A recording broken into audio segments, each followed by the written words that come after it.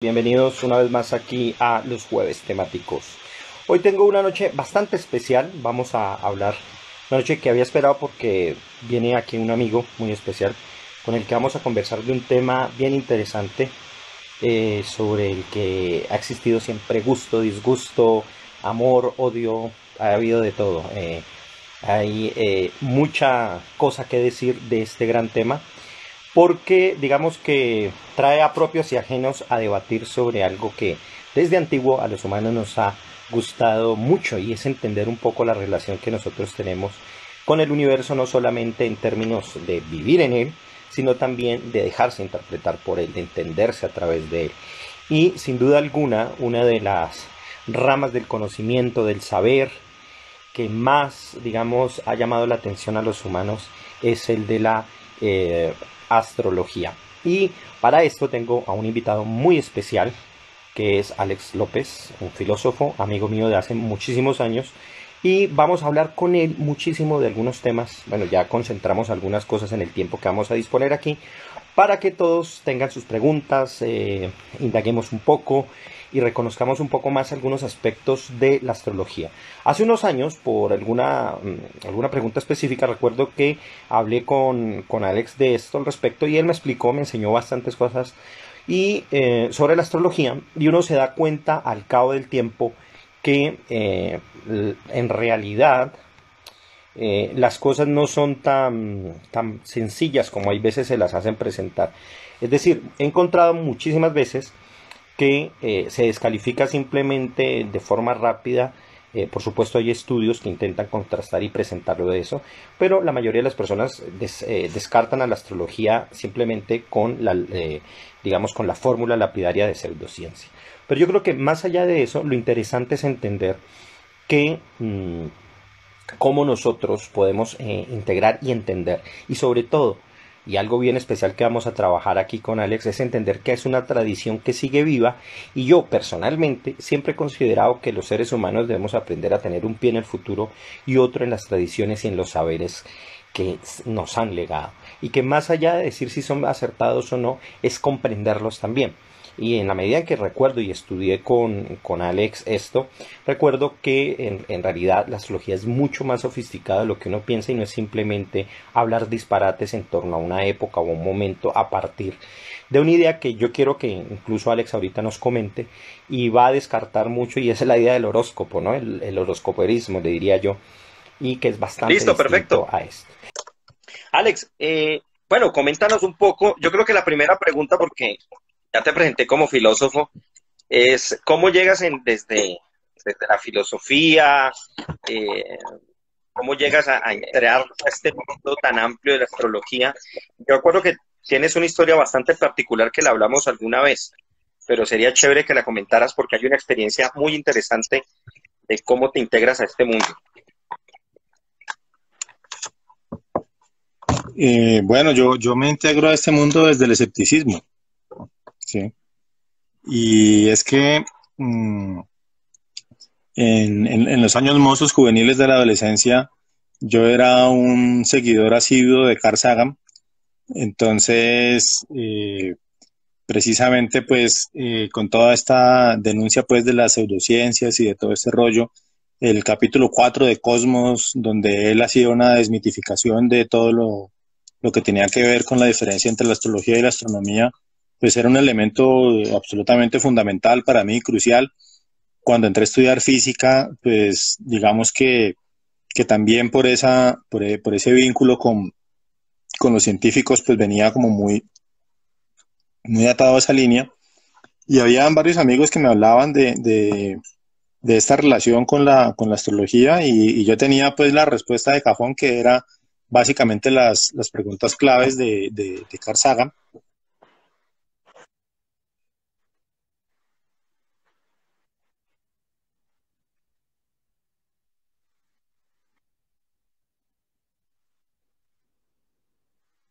La alquimia ya no tiene sentido, pues la astrología era un proceso inicial de la astronomía, y en la medida en que ya hay astronomía, pues ya no tiene sentido que se hablara más de astrología. Entonces en el año 2005 yo me encuentro con un amigo viajero que llegó acá a la ciudad de Popayán, Juan Manuel Iribarren, argentino, y él venía de estudiar astrología en Buenos Aires, entre muchas otras cantidad de lecturas autodidactas que venía desarrollando, y entonces volvimos a tocar el tema, ¿sí? Entonces, en una de las conversaciones largas que yo tenía con un profesor muy querido, Alfredo Rodríguez, algún día estábamos hablando, Alfredo, Juan Manuel y yo en la noche, y eh, Juan Manuel empezó a hablar de la astrología, y resulta que Alfredo se vio sumamente interesado. Él dijo, no, es un tema que yo he querido explorar, y empezó a mencionar pues una serie de textos, pero que en ninguno había encontrado como un fundamento pues filosófico chévere, a pesar de que él pues estaba muy interesado en todo ese tema del funcionamiento, a partir sobre todo de la comprensión de los ciclos. Esa fue una revelación de una faceta así absolutamente rara para mí, pues de Alfredo, porque hasta el momento yo tenía con él un vínculo más netamente desde la filosofía y no desde otro tipo de estudios. Más adelante, pues con él también estudiamos tarot y estudiamos otro tipo de ciencias. Y, y entonces me planteó en ese momento el reto y es, bueno, o sea, si quieres, toma esta lectura automática inicial de una página, mira tu carta con tu fecha y date cuenta si realmente esto te cala o no te cala y míralo con la mirada crítica con la que lo estás teniendo. Entonces yo hice ese ejercicio exactamente, ¿sí? Hice el ejercicio de sacar mi carta natal. De ahí no sé, perdón, me despegué De sacar la carta, decías, ¿no? hice la tarea de la carta natal y sobre vamos a ver si esto funciona o no. Y empecé a encontrar unas respuestas a algunos elementos anteriores de mi vida, ¿no? Entonces fue como que, bueno, ¿cómo así? Esta vaina, o sea, por qué está de esta manera presente? Y ese fue el primer encuentro. Entonces, había un libro que en ese momento mmm, habían conseguido Alfredo y Juan Manuel, que se llamaba La verdadera astrología, de John Frawley. John Frawley es un astrólogo cristiano inglés, vive en este momento, de hecho hace cartas y de hecho ofrece sus servicios. Si ustedes lo buscan en internet, John Frawley. Entonces John Frawley empieza a hablar de la astrología antigua y de cómo precisamente todo lo que estamos viviendo contemporáneamente alrededor pues, de la astrología psicológica y de lo que se entiende de manera generalizada de la astrología, pues no tenía que ver realmente con una ciencia que se venía desarrollando hasta el siglo XVII y que de hecho se impartía en las universidades Sí. como un ejercicio de técnica de una manera pues supremamente estricta, donde tú tenías que hacer pues la carrera, estudiar la historia, estudiar como todos los elementos simbólicos. Y hay un elemento alrededor de lo que le llaman el famoso siglo de las luces, donde entra una lectura en ese momento de conveniencia política, ¿sí? Y es, ¿por qué enseñarle a las personas las herramientas para leer el cielo? ¿Sí? Teniendo en cuenta que leer el cielo es leer el contexto. Entonces, no podemos permitir que la herramienta bajo la cual se pueda tener una lectura clara de lo que está sucediendo arriba y abajo, pues esté en manos de todos. Entonces empieza una campaña de desvirtuar la astrología como ciencia y como conocimiento.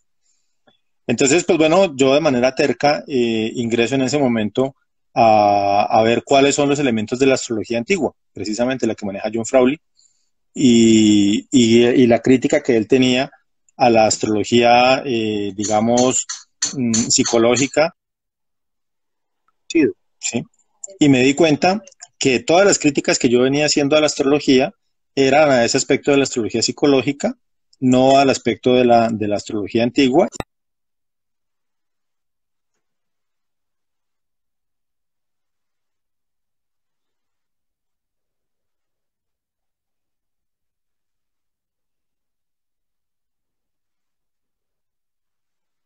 herramientas que tenía desde antes y con y con un ejercicio pues de ya varias lecturas, pero tratando de retomar lo que él había estudiado, que era todo de la astrología psicológica, para volver a la astrología antigua y a la astrología helenística. Entonces nos metimos los dos en ese proyecto, en ese proceso, y a partir de ahí también, entonces, con Alfredo teníamos unas jornadas de estudio los días domingos, recuerdo muy bien, que era el día que nos, que nos reuníamos para hacer la lectura del texto, hacer la lectura de nuestras cartas y hacer la lectura también de otros elementos que estaban presentes en la astrología. Sí, Alex, hay una cosa interesante que mencionas No sé allí. si estamos con líos de conexión. Sí, pero hay una cosa interesante que mencionas, y es que recuerdo mucho esa época en la universidad, bueno, esa época, las lecturas, especialmente los primeros semestres donde uno se entregaba muy bien había salido, creo que en ese tiempo, El mundo y sus demonios de Sagan, o por lo menos lo teníamos en furor ahí.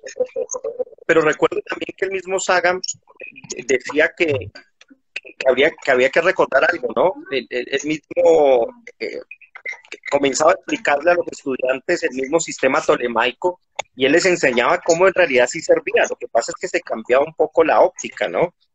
Y de pronto no indagó, porque eso es lo que yo veo que muchas veces pasa en el ámbito científico, es indagar digamos, sin tanto prejuicio sobre los elementos con los que la astrología constituyó toda su simbólica, todos los elementos y todo el juicio que hay con respecto a establecer algo, ¿no? A generar una carta. Sobre todo porque te parece que la visión que se ha quedado en el mundo es la del horóscopo, ¿no? Es esta visión facilista y como, digamos, de resolución de cosas y de cuitas muy personales y que termina volviéndose psicológica, como bien dice, y que termina reduciendo un trabajo grandísimo de muchos científicos y sabios de la antigüedad a un trabajo netamente, básicamente, o para responderle a problemas netamente, no sé, que se podían solucionar de otra manera. Y bueno, no sé, como que han reducido mucho a ese campo, ¿no? O sea, y se quedan con ese aspecto superficial.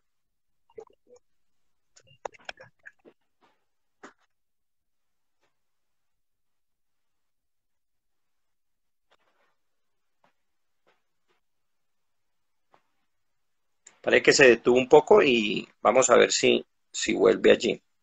Se ha detenido la sesión. Alex, ¿me escuchas?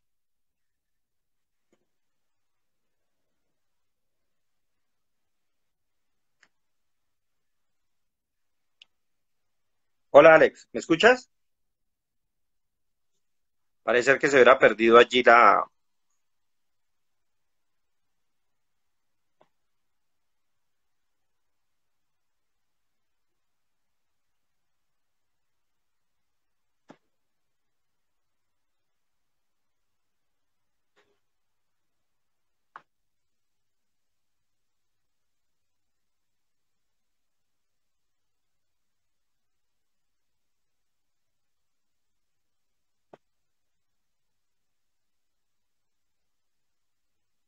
Bueno, vamos a ver, otra vez toca... Voy a entrar y salir para volver a ver, otra vez volvamos a entrar.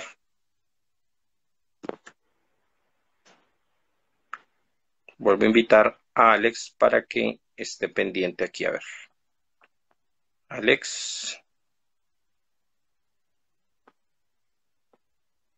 Vamos a ver si otra vez entrando aquí en la sesión vuelve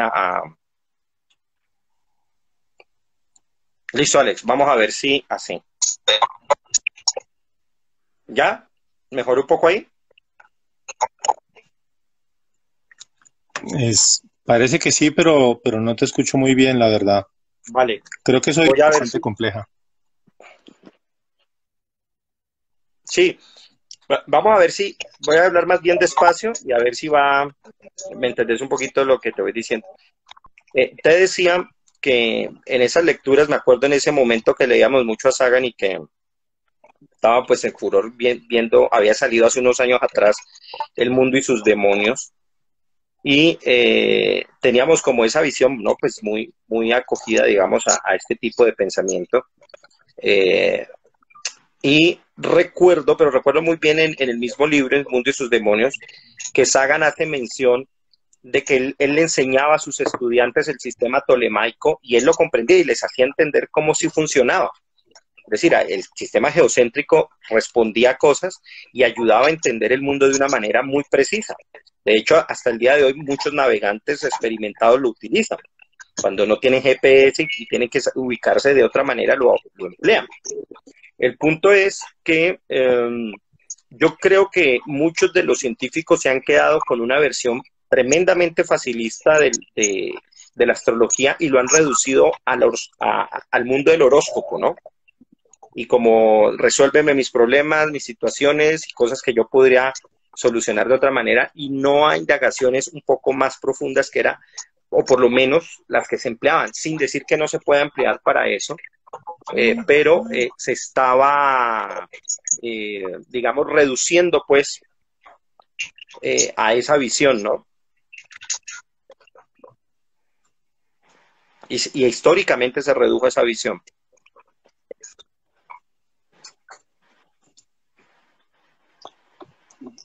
Sí, mira que yo creo que ahí das un punto de partida clave. No sé si empezar de pronto a hablar de una vez desde ahí. Y es que el problema es digamos, el marco epistemológico, llamémoslo para utilizar el término adecuado, desde el cual se observa la astrología, ¿sí? Porque si nosotros vemos una relación positivista, la relación positivista está definiendo que hay una separación entre sujeto y objeto. Entonces resulta que, y ese ha sido pues el paradigma de la ciencia dominante, y resulta ser que aquí nosotros tenemos que irnos a un elemento anterior que también hace parte de la historia de la filosofía y también hace parte de la historia del conocimiento, pero que tiene que ver con que rompemos esa relación. ¿Y cómo rompemos esa relación? Entendamos cuál es el punto de vista eh, desde el cual estamos abordando la astrología. Sí. Y partimos del siguiente, ¿sí? El mundo, es decir, el universo en su totalidad, en la medida en que es infinito, ¿sí? Es uno solo, porque no puede ser de otro modo, es decir, no pueden haber dos universos infinitos porque la infinitud es precisamente Claro. la imposibilidad del límite. Entonces, si hay una imposibilidad de límite, pues esa totalidad hace que todos hagamos parte de esa totalidad. Eso Spinoza ya lo tenía muy claro, y eso incluso desde Platón mismo ya estaba claro, ¿cierto? Entonces, si todos somos parte de esa totalidad, entonces básicamente somos uno con el todo. Entonces lo que hay son relaciones, ¿sí? No hay vínculos entre objetos y sujetos que se estudian unos a otros, sino que hay relaciones, ¿cierto? Entonces, esas relaciones hacen que yo no pueda considerarme como un elemento desprendido, ¿sí? Y mi totalidad no es el planeta Tierra, porque pues el planeta Tierra es una de más. Ínfimo. Sí, es ínfimo, es ínfimo. Mi totalidad no es mi cuerpo, ¿no? Mi totalidad no es mi mente, ¿sí? Mi totalidad no es todo lo que la cultura capitalista ha planteado desde el elemento del yo, ¿sí? Sino que mi totalidad es la totalidad, ¿sí? Entonces, en ese sentido, ¿cómo entender esas relaciones con la totalidad? ¿Sí? Yo no puedo entenderme de una manera desprendida de todo lo demás. Ese primer elemento, digamos, de la cosmovisión, entendido desde un concepto más amplio de esa relación con la totalidad, pues implica que habría que cambiar un primer término, ¿no? Hablando de esos mitos, y es cuando dicen, lo que pasa es que hay un planeta que me está influenciando, ¿sí? ¿Sí? La luna me influye, ¿sí? Sí. Entonces, no, me está influyendo la luna porque es que la luna tal, no sé qué, y me influye. Entonces, cuando hablamos de que algo me influye, es algo exterior a mí, ¿cierto? ¿Sí? Pablo César me está influyendo a ser una persona perversa en este momento, porque me pone a hablar de temas que yo no hablo con todo el mundo. Es perverso, es una influencia perversa, ¿sí? No, no es influencia, es incidencia, porque la incidencia implica que hay una relación, ¿sí? Entonces no influye en mí, incide, porque hacemos parte de lo mismo. Simplemente lo que yo debo entender es cuál es esa relación de incidencia de esa totalidad. Entonces, dentro de nuestro escaso conocimiento y dentro de nuestros escasos límites para poder entender el mundo y para poder entender esa totalidad, si bien podríamos extendernos a todo el universo, pues empezamos inicialmente por nuestro sistema planetario, ¿sí? Y nuestro sistema planetario pues se va a extender a lo que se llama más adelante las estrellas fijas, y esas estrellas fijas hacen parte de diferentes galaxias, hasta el universo conocido, ¿sí? Entonces resulta que a partir de ahí, Ya, si ves, a están partir de mandando, ahí, cada uno está mandando su lo que signo. nosotros vamos a es simplemente se amplía un poco el espectro de conocimiento, ¿cierto? No partimos de una subjetividad reinante de ese hombre o de ese humano como sujeto de poder, sino que nos entendemos como una parte del cosmos en el que estamos compuestos de la misma energía, ¿sí? Estamos compuestos de los mismos elementos. Entonces, simplemente lo que yo hago es que, tal cual como está configurado en este momento, el cielo, yo puedo tomarle una foto para saber en qué lugar están ubicadas las cosas. Y eso me va a dar una imagen, ¿sí? En el momento en el que yo nací, pues simplemente hay una imagen del cielo en el momento en el que yo nací. Yo hago parte de esa imagen, porque yo hago parte de ese todo, ¿cierto? En ese principio de totalidad. Pero no hablemos de ese yo como un elemento, pues, de lo natal, como algo que predomina sobre lo demás. La astrología, prácticamente en toda su historia, se basó básicamente en una relación con la astrología horaria, ¿sí? Y es el siguiente principio, bajo esta misma base, y eso te abre un espectro completamente diferente. Cuando yo tengo una pregunta, y a mí me surge una pregunta, es porque la respuesta ya está, ¿sí? En el universo no hay preguntas sin respuesta, ¿sí? Hacen parte de ese Porque hay contenido, claro.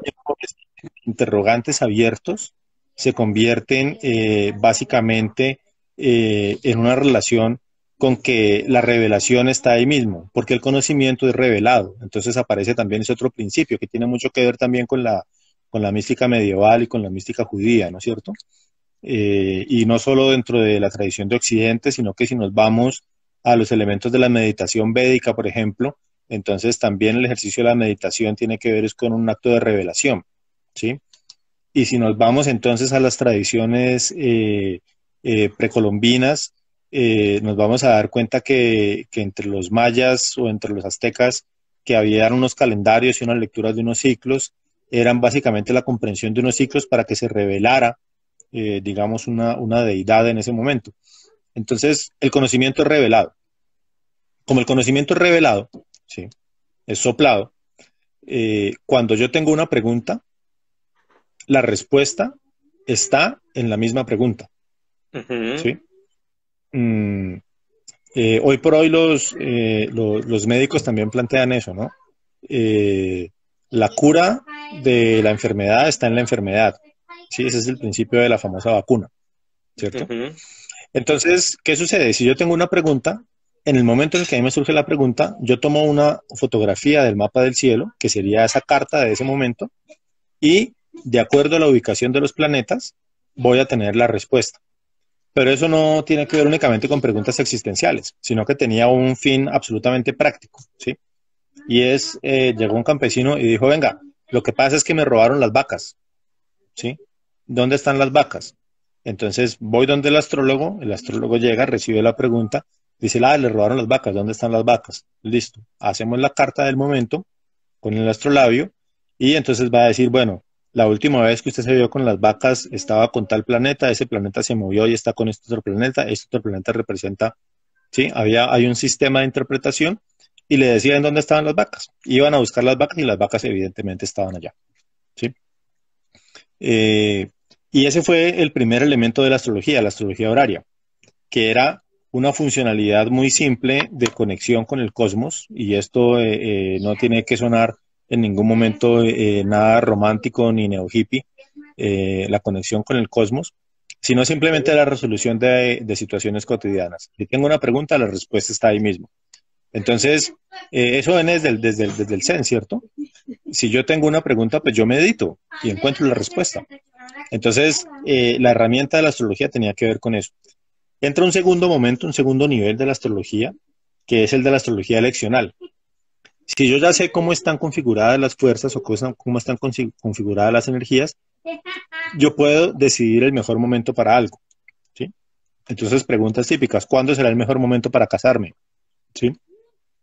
Yo quiero un matrimonio duradero. ¿Cuál será el mejor momento para casarme?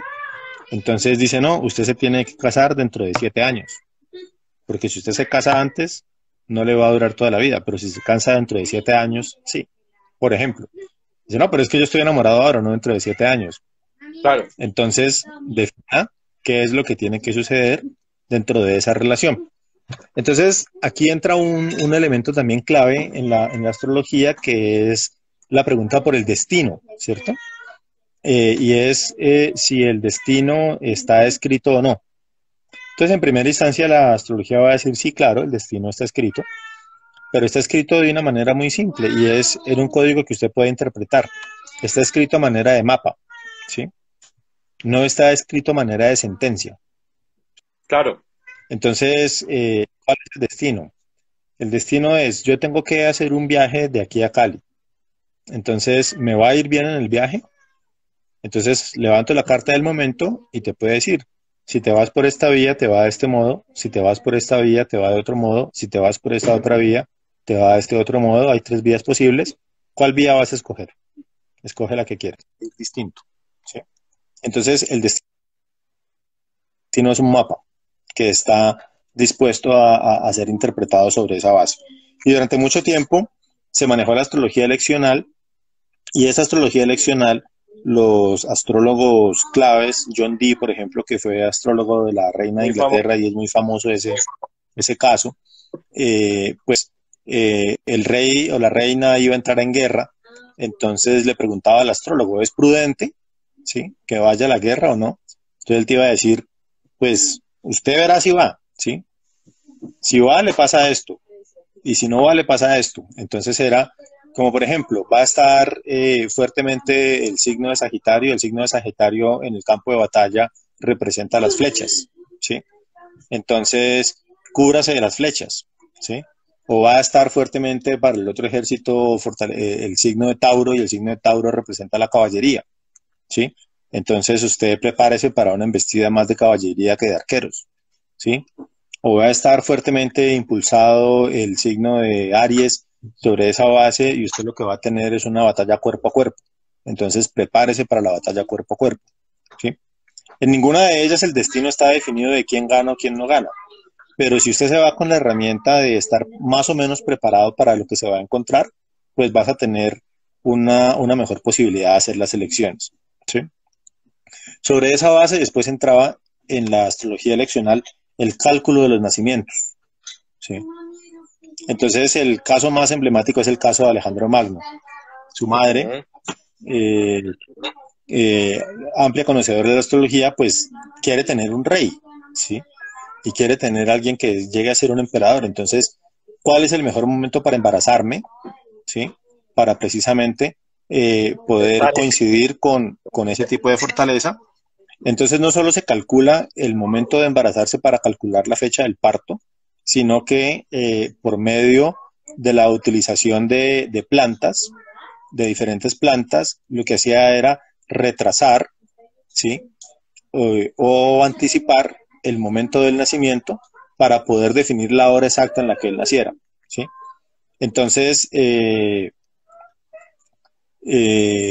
entonces a partir de ahí, pues digamos que era esa relación con el cálculo astrológico de los nacimientos en la astrología eleccional. Entonces entra ahí la astrología natal, ¿sí? Y resulta que nosotros nacemos y no nos pongamos tampoco en un elemento absolutamente mágico que todos vamos a conocer, sino que desde el momento de la concepción, y hay un elemento aquí supremamente interesante a partir de lo que sería la conciencia desde el vientre, ¿sí? Nosotros nacemos en el momento en el que, por decisión, es el momento que más nos conviene, ¿sí? En esa conciencia, digamos, intervientre, ¿sí? Interna del vientre. Entonces, más en el momento en el que en el que la disposición de las energías me va a dar el mayor aprendizaje en mi vida, ¿sí?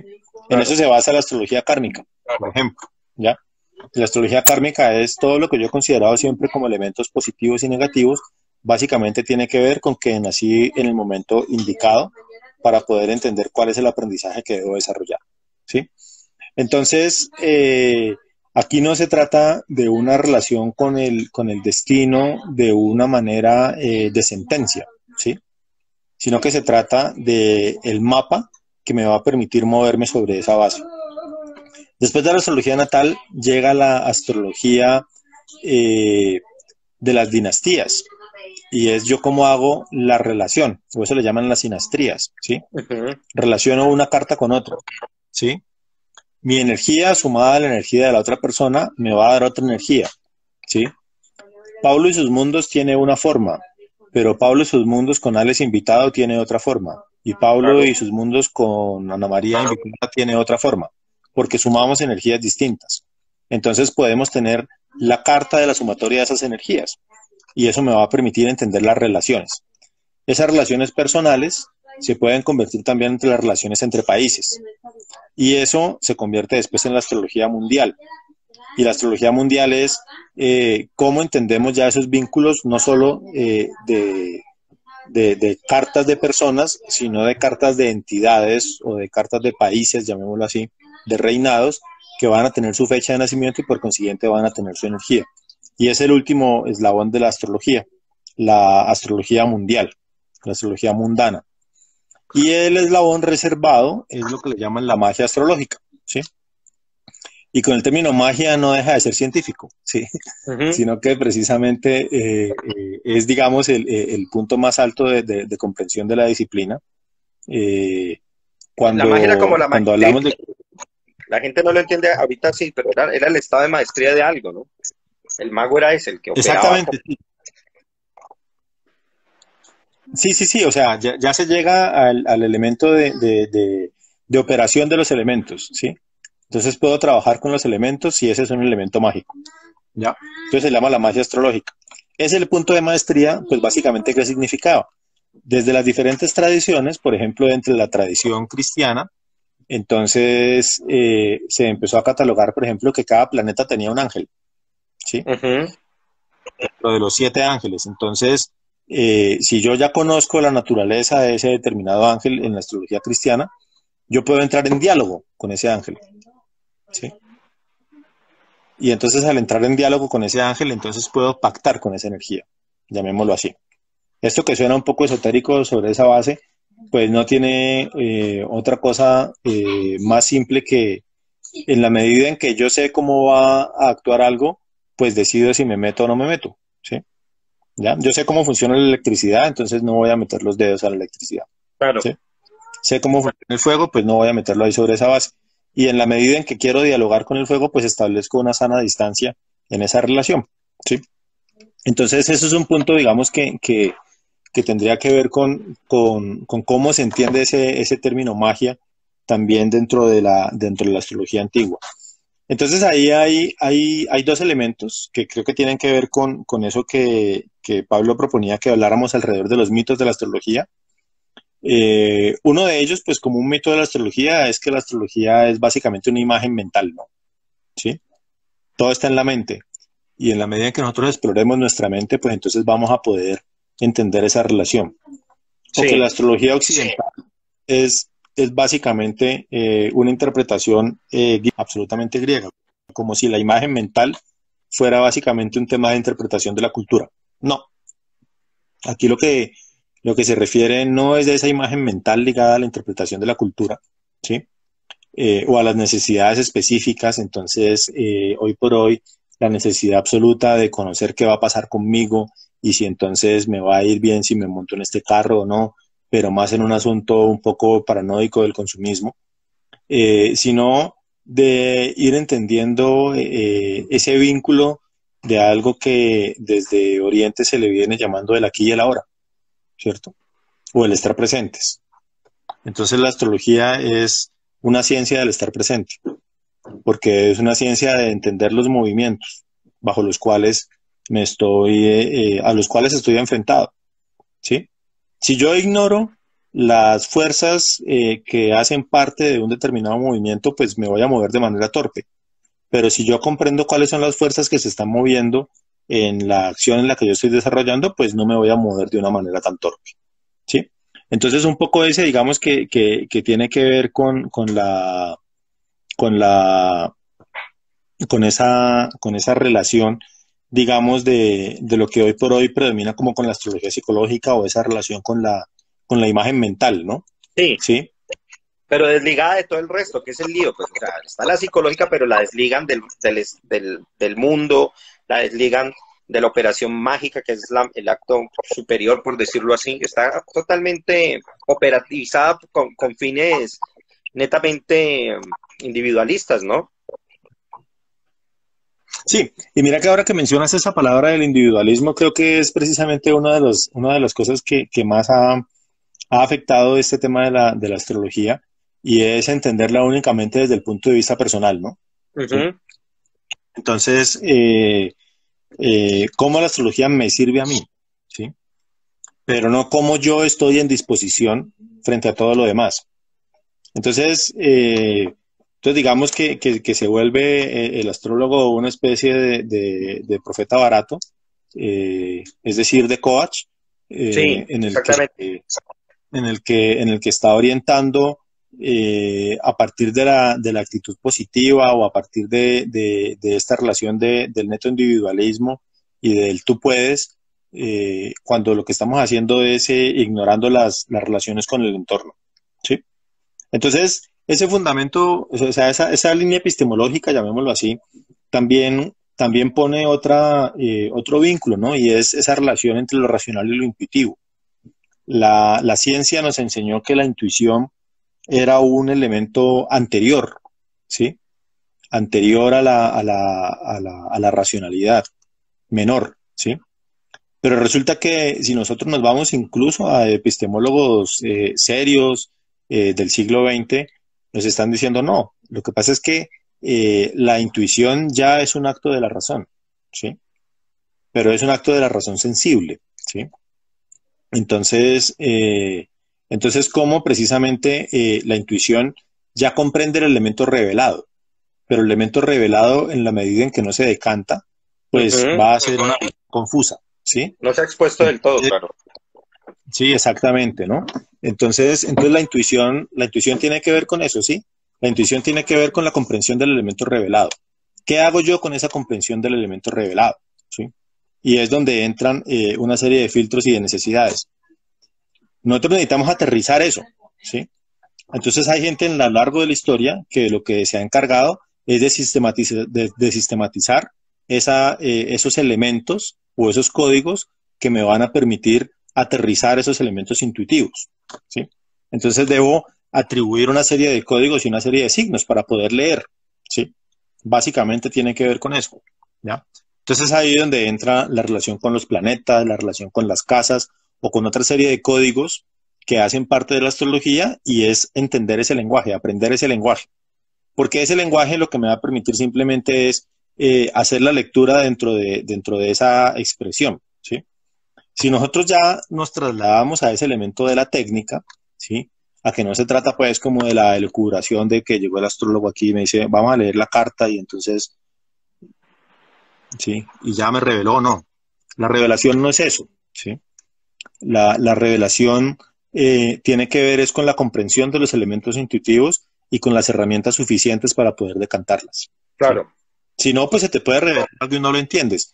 Y un poco de eso creo que se relaciona con lo que tú has venido hablando, con los sueños lúcidos, o con lo que tiene que ver precisamente con, yo puedo tener un sueño y si no tengo las herramientas suficientes para entenderlo, pues el sueño me reveló algo y no entendí qué me reveló, ¿sí? Claro. Entonces es Alex, exactamente el mismo caso con la astrología.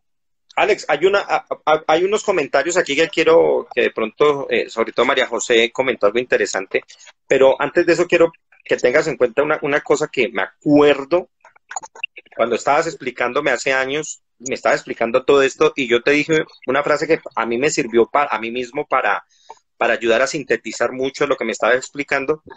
Y yo dije, te dije, pero si esto es una semiótica del espacio y del tiempo, te dije así cuando me explicaste todos esos signos, yo inmediatamente, pero si esto es o sea, ¿por qué no lo ven por ahí? O sea, simplemente es ubicar el momento, el estado de la cuestión, de esa fotografía, como lo dice, y simplemente ver esa relación con lo que te estaba aconteciendo. Pero entonces voy a este punto y quiero pensar más bien en un término que yo creo que me gustaría que nos lo comentaras un poquito más. Y ya que estudiaste física, puedes comprenderlo mucho. Uno ve desde la física eh, que uno puede denominar positivista, y es que cuando se estudia el tiempo, pues bueno, hay una serie de estudios, de magnitudes, de fuerzas que se quieren ver, pero yo siento y lo veo cuando leo todo este sentido que se quiere dar y estas explicaciones que se quieran dar con el tiempo, que es un tiempo muy plano, muy simple, mientras que yo noto en la astrología y en este tipo de conocimientos que en realidad el tiempo es un mapa, y es un mapa con un croquis completo de variaciones, de valles, de montañas, de que hay ciclos, y ahí viene el elemento importante. Para nosotros, por ejemplo, la tradición judía es importante, sabemos que estamos en ciclos y que el tiempo no es el mismo en febrero que en agosto, y que hay situaciones que se expresan en determinadas épocas de una manera distinta a otra. En cambio, acá es una sustancia simple en la física, eh, que quiere explicarse de mil maneras, pero la astrología lo ha entendido como un elemento dinámico, plástico, si se quiere, y que se pueda variar. Y eso nos puede llevar a esta pregunta que nos dice María José, dice, es decir, que el momento de la lectura de la carta astral podemos cambiar ese destino. Y ella continúa diciendo, dice, porque se ha dicho que al momento en que una persona se realiza la lectura de la carta astral se puede predisponer ante lo dicho. Y yo creo que es como saber leer el tiempo, ¿no? Saber ubicar a la persona en ese momento en que se está haciendo la lectura, ¿no? Mira ya que compartimos frases que nos han ayudado mutuamente, eh, alguna vez cuando hablábamos contigo de esta relación con la revelación, tú colocabas una metáfora que es la de la copa, ¿no? Sí, Y sí. es qué tanto le cabe a la copa y si hay un momento en el que yo le entrego lleno demasiado la copa y la copa se rebosa, entonces ya digamos que pierde su razón de ser en esta relación con la revelación. Eso a mí también me sirvió mucho para entender precisamente algo que Nietzsche le llama el quantum de verdad, ¿sí? Y es a qué tanta verdad estamos dispuestos a recibir y a qué tanta verdad estamos preparados para recibir, ¿sí? Entonces, sucede con lo que se llama la predicción en la astrología, que tiene que ver precisamente con eso. Entonces, la tradición antigua lo que plantea es que, claro, se puede hacer una predicción por la lectura de los ciclos, ¿sí? Pero habría que saber cuál es el lenguaje y cuál es el modo de decir esas revelaciones de esa predicción en la medida en que no exista una predisposición, ¿sí? Ujú. Porque eso implica una fortaleza espiritual, ¿ya? Entonces los astrólogos árabes, ellos planteaban un elemento propio de lo que llamaban el hombre de conocimiento, pues, o el ser de conocimiento, y es en la medida en que el hombre, de que nosotros conozcamos el momento exacto de nuestra muerte, vamos a vivir sin miedo, ¿sí? Entonces, porque ya vamos a perder de vista que podemos morir en cualquier momento, porque sabemos en qué momento vamos a morir, ¿sí? Entonces, a partir de ahí, a partir decía, esa es realmente el camino, ¿sí? Para vivir sin miedo, conocer el momento exacto de la muerte. Y se trabajaba sobre esa base, que tiene que ver con esa lectura del tiempo. Pero entonces en esta lectura del tiempo, creería yo que hay dos elementos que también vienen desde los griegos, entendiendo cómo funciona el tiempo. Una cosa es el tiempo lineal, que es el tiempo cronológico, el tiempo del Ujú. cronos, ¿sí? Y ese tiempo del cronos yo puedo leerlo a partir de los ciclos que se vienen desarrollando. El Sol cada cierto tiempo va a dar una vuelta, la Luna cada cierto tiempo va a dar una vuelta, desde el punto de vista de la Tierra. ¿Y por qué desde el punto de vista de la Tierra? Pues porque es donde estamos, ¿sí? Entonces la astrología marciana sería distinta, pero puedo llegar a leer exactamente esos mismos ciclos.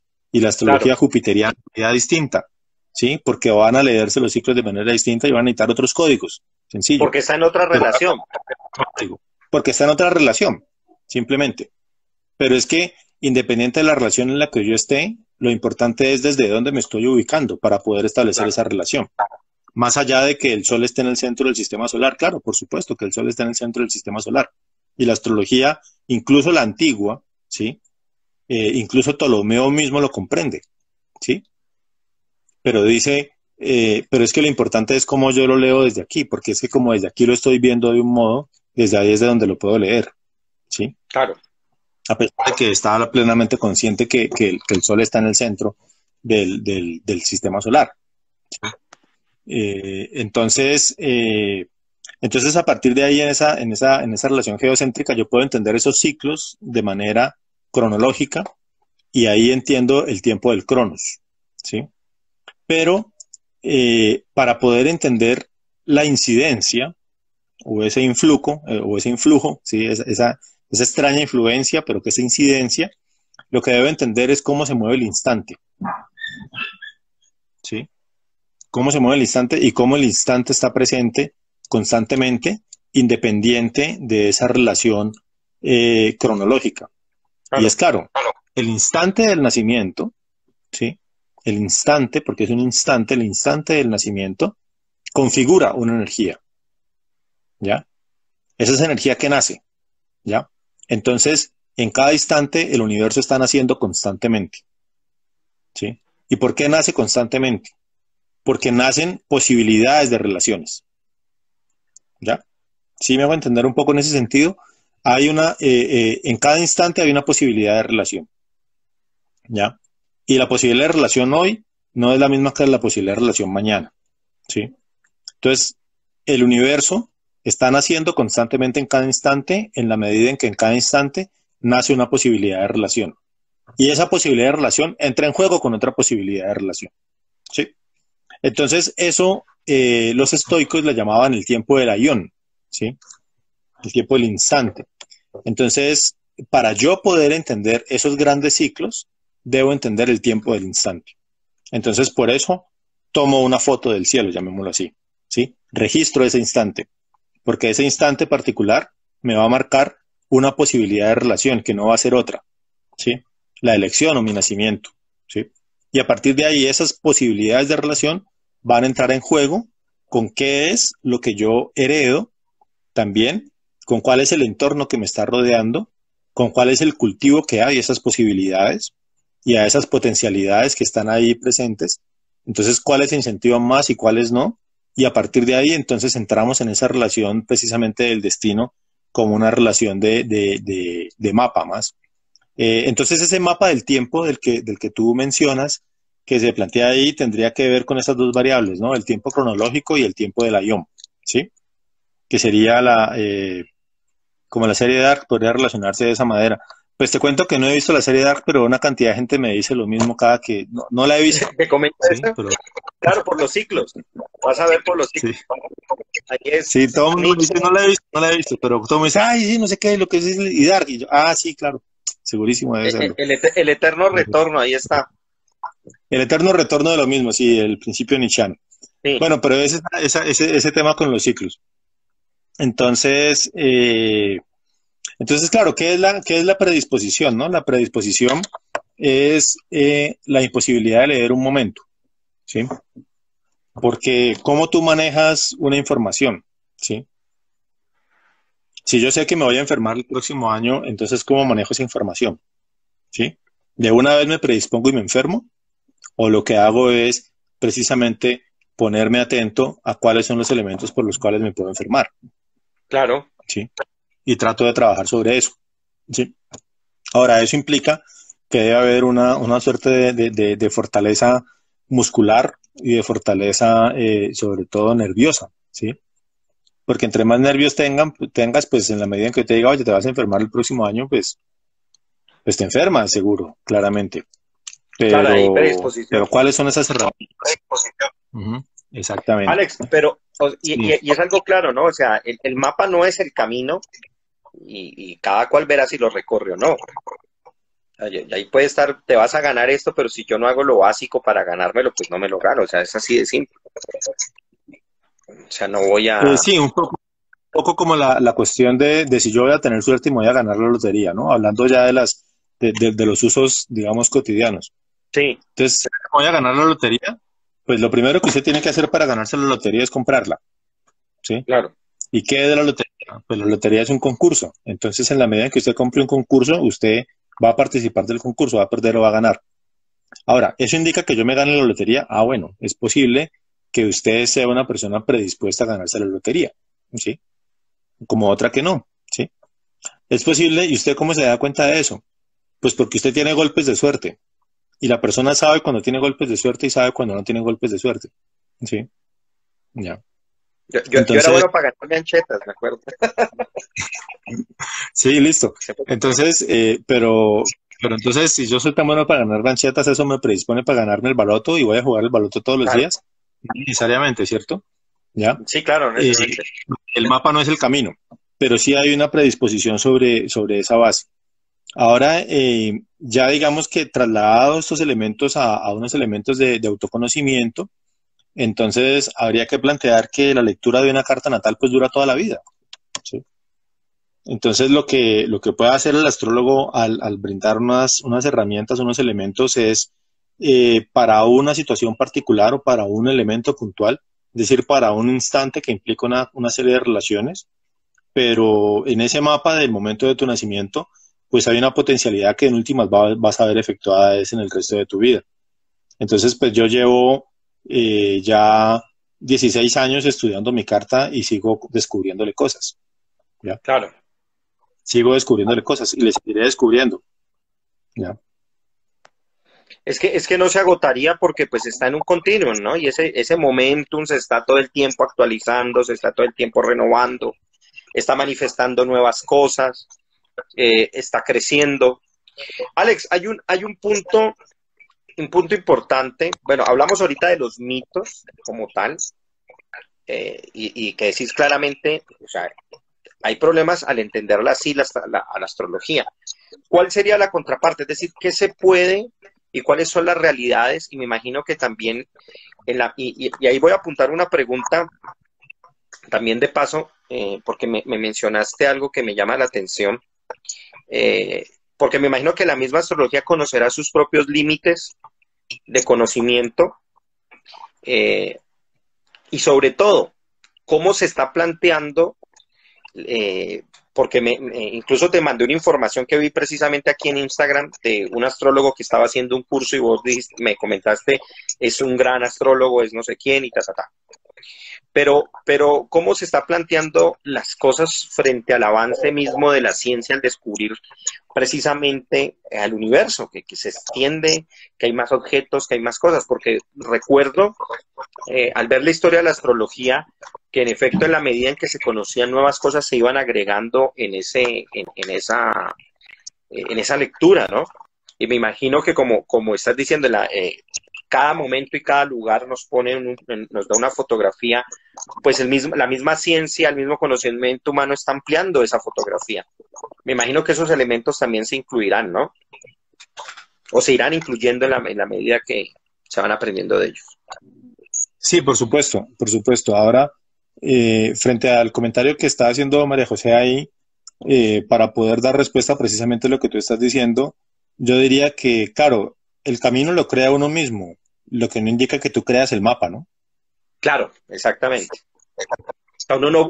Uno no crea el mapa, por supuesto. ¿Cómo transitas el mapa? Eso tú lo estás decidiendo, pero el mapa es el mapa, ¿sí? ¿Ya? Entonces, se hace camino al andar, sí, señor, exactamente, Sí. sobre esa base. Entonces, básicamente, pues la lectura tiene que ver con esa comprensión del mapa. Y esa comprensión del mapa implica una serie de variables. Entonces, creo yo que un poco la pregunta que tú haces tiene que ver con eso, ¿no? Y es, ¿cuál es la imagen predominante del astrólogo? ¿Sí? Hoy por hoy. Y la imagen predominante del astrólogo es una imagen de una persona que no es estudiosa, ¿sí? Si tú te vas a ver el astrólogo famoso, es un tipo que está más como que partiendo de la revelación, de la intuición, pero que no tiene, digamos, un conocimiento claro de qué es lo que puede estar jugando sobre esa base. Porque es el único modo de poder desvirtuar la astrología, ¿sí? Colocar un payaso, ¿sí? Colocar un Sí, payaso al claro. frente. Esa es la imagen de Walter Mercado, ¿cierto? Un payaso. Entonces, en la medida en que hay un payaso, pues, ¿quién se va a sentar a escuchar payasadas? Y si ese payaso, digamos, lo podemos poner en una serie de relaciones en las cuales, pues, él esté ligado a ciertas cotidianidades, como la peluquería, ¿cierto? Como el spa, pues a partir de ahí lo que te está generando es una relación de consumo a partir de lo que sería el imperio de la opinión, ¿no? El momento del chisme y la vociferación, ¿cierto? Del cuchicheo, ¿sí? Pero resulta que los medios no nos plantean a tipos, por tipos, personas estudiosas que hoy por hoy, digamos, están en un fortalecimiento de la disciplina y en un estudio de la disciplina, ¿sí? Que para poder entender esos ciclos, pues tienen que estudiar otras lenguas, tienen que estudiar otros calendarios, ¿sí? Entonces, por ejemplo, el estudio de los calendarios, el estudio del tiempo, ¿sí? ¿Por qué nosotros estamos ligados al tiempo gregoriano y estudiamos solo el tiempo gregoriano? Pero a partir de ahí, entonces, ¿cómo funciona otro calendario? Porque también es otro sentido del tiempo, ¿no? Los calendarios Claro. lunares o los calendarios solares. Entonces, el calendario lunar con unas funcionalidades específicas para la agricultura, pues es una aplicación práctica de la astrología, ¿sí? Así como es una aplicación práctica de la astrología, la predicción del ascenso de Venus en el cielo por parte de los mayas, escrito pues entre todos los glifos mayas, ¿sí? Y es cada cuánto se ve Venus ascendiendo en el cielo y eso nos va a permitir establecer también un ciclo con las estaciones, con los calendarios solares. Entonces, se pierde, digamos, un poco de vista eso y también entra una relación de consumismo muy clara.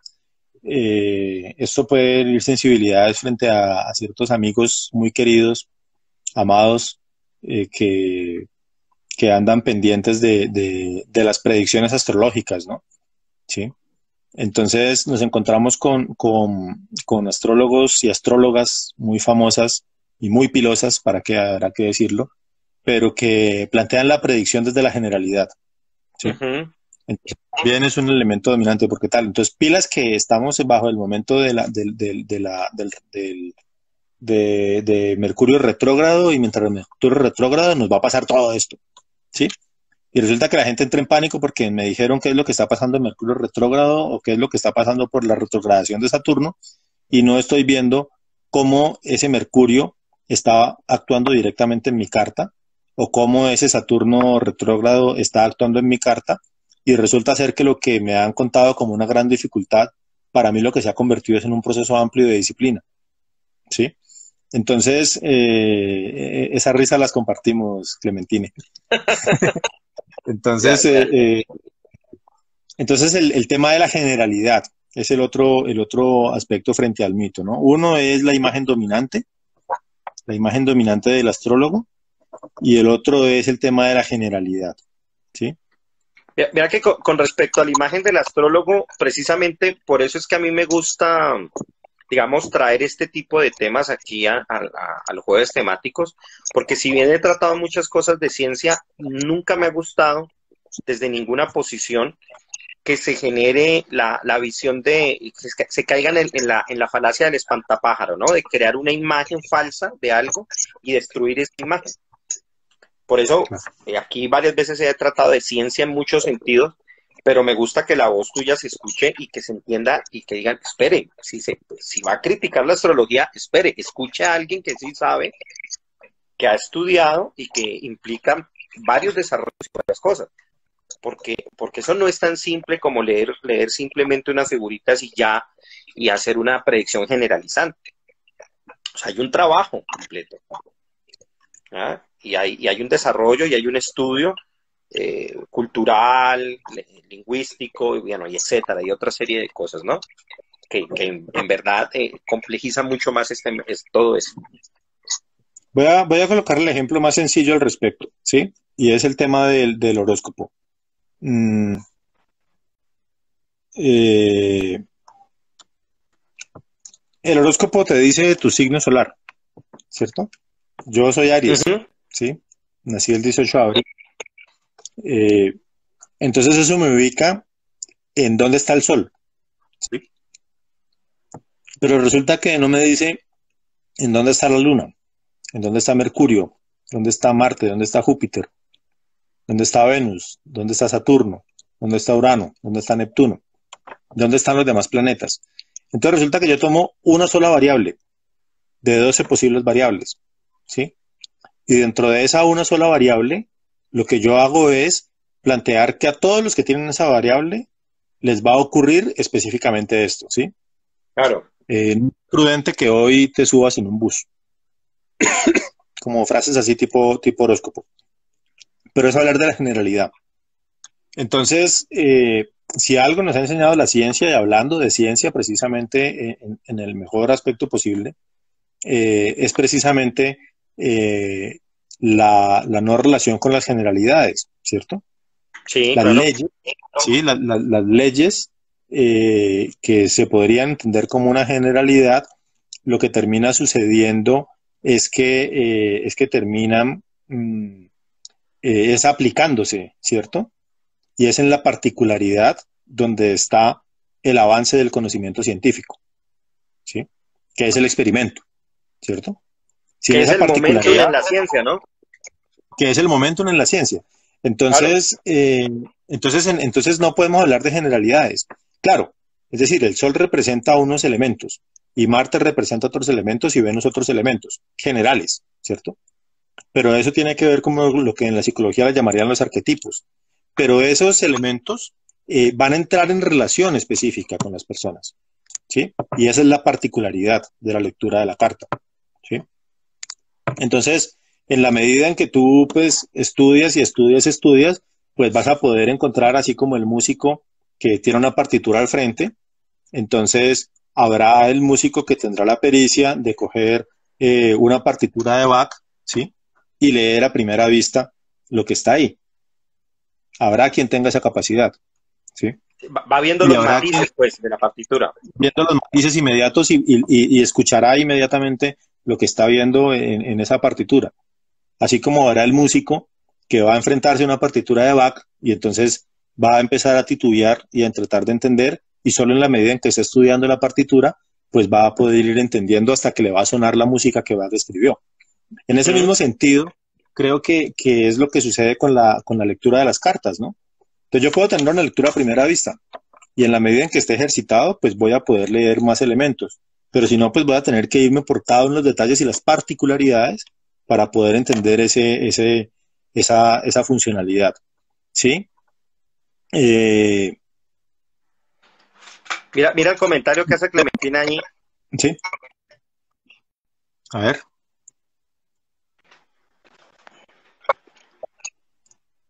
Sí, totalmente de acuerdo o sea, este tema es bien complicado en la medida en que también como hay una imagen predominante del astrólogo, pues hay una imagen predominante de la mujer y una imagen predominante del hombre, ¿cierto? ¿Sí? Sí.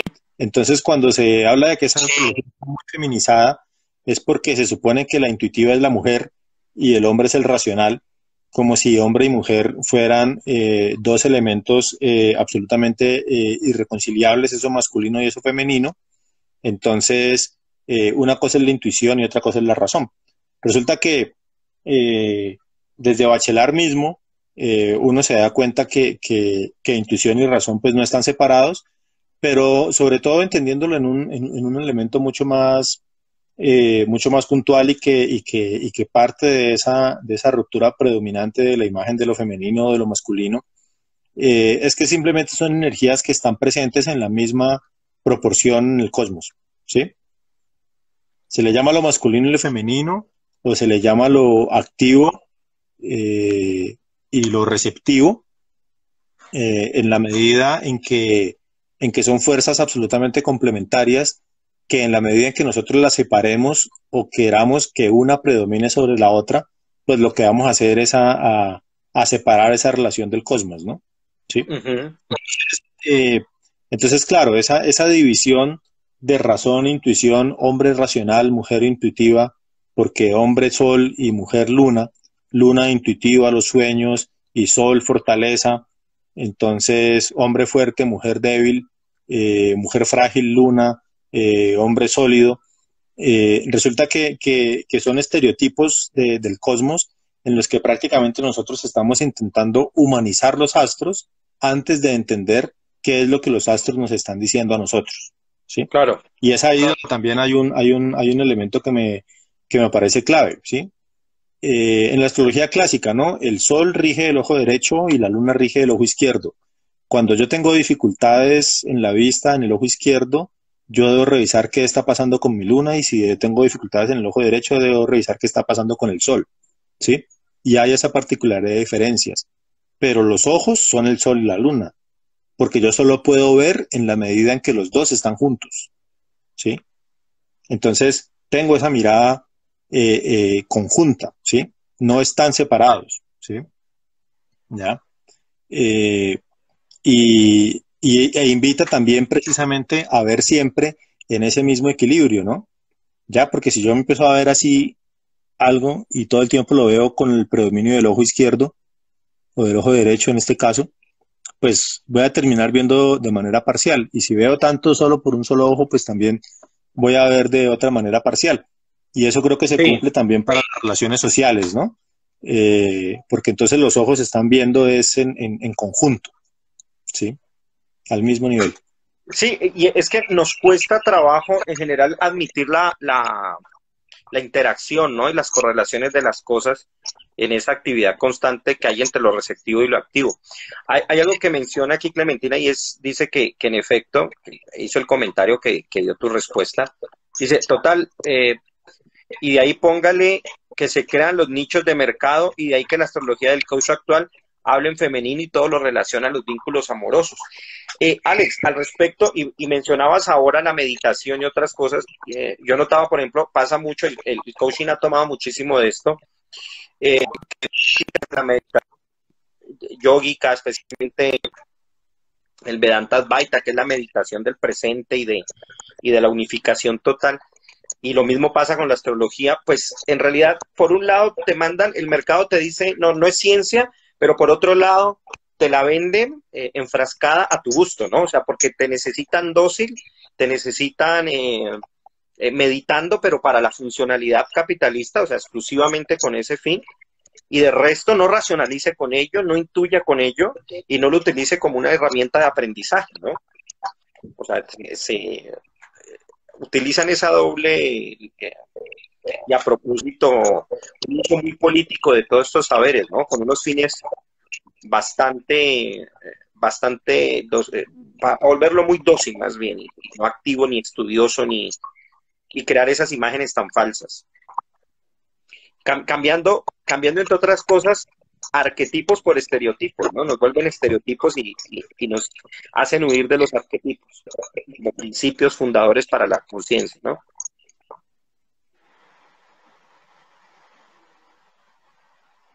Sí, mira que hay una línea dentro de la astrología psicológica, pues que se basó sobre todo en el psicoanálisis de Carl Jung, en Sí, el que empiezan a hablarse de los arquetipos, básicamente tienen que ver con los mitos primitivos, ¿no?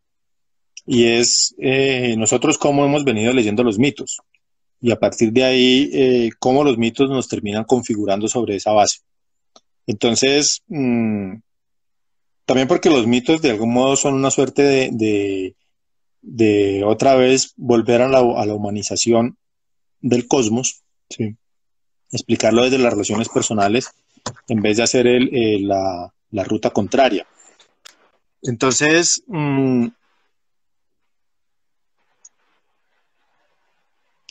estaba hablando hace un rato en otra charla que tuve ahí de alrededor del anticristo de Lars von Trier, de cómo precisamente funcionaba el mito de Edipo, ¿no? Sí. sí, estabas en la charla, sí, que estabas haciendo previamente. Entonces, en el mito de Edipo, pues resulta que como yo supuestamente tengo un complejo primitivo en el que siempre voy a estar en oposición con mi papá porque se enamoró de mi mamá, entonces tengo que matar al papá. Y como no puedo matarlo, entonces todo el tiempo me voy a rebelar ante la autoridad, ¿sí? Porque va a ser la expresión del padre presente sobre esa base, la necesidad de cometer el parricidio, y a partir de ahí todo movimiento social se entiende es a partir de un elemento reprimido de Edipo, ¿sí? Porque tenemos esa imagen de Edipo.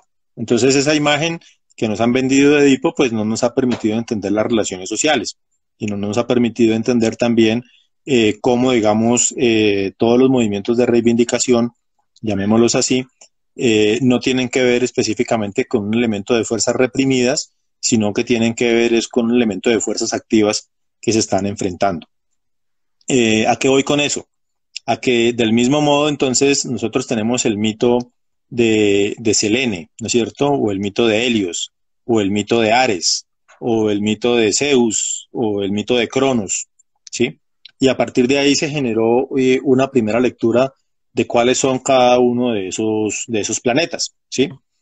Pero resulta que dentro de esa explicación parcial, que nos permite como tratar de entender un poco la naturaleza a partir de esos elementos mitológicos, nosotros nos enfrentamos a que hay una apertura, ¿sí?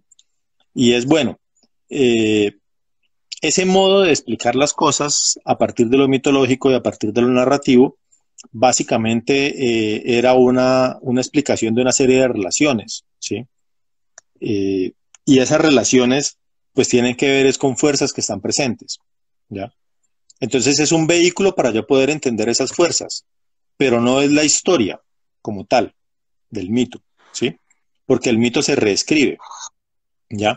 Y el mito se reescribe en la medida en que también voy entendiendo esa multiplicidad de relaciones.